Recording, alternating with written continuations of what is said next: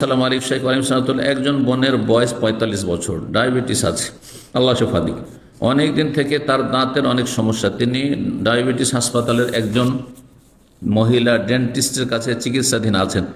এখন তার একটা দাঁত তুলে ফেলতে হবে এবং এই সার্জারি করার জন্য হাসপাতালে কোনো মহিলা সার্জন নেই।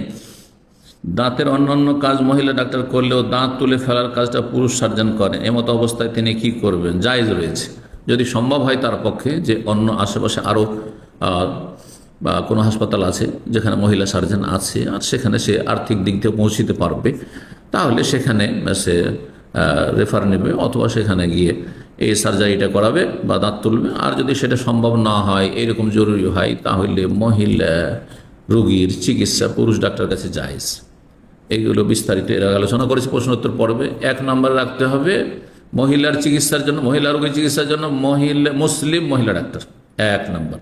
২ নম্বর, যদি না পাওয়া যায় মুসলিম মহিলা ডাক্তার, তাহলে অমুসলিম মহিলা ডাক্তার। যদি সেটাও না পাওয়া যায় তাহলে মুসলিম পুরুষ ডাক্তার, মুসলিম পুরুষ ডাক্তার ৩ নম্বরে। সেটাও যখন না পাওয়া যাবে তখন অমুসলিম পুরুষ ডাক্তারের কাছে নিরুপায় হয়ে চিকিৎসা নেওয়া যাবে। কিন্তু আপনি মুসলিম পুরুষ ডাক্তার থাকতে চলে গেলেন অমুসলিম, হ্যাঁ, ইহুদি নাসারা পুরুষ ডাক্তারের কাছে, হ্যাঁ।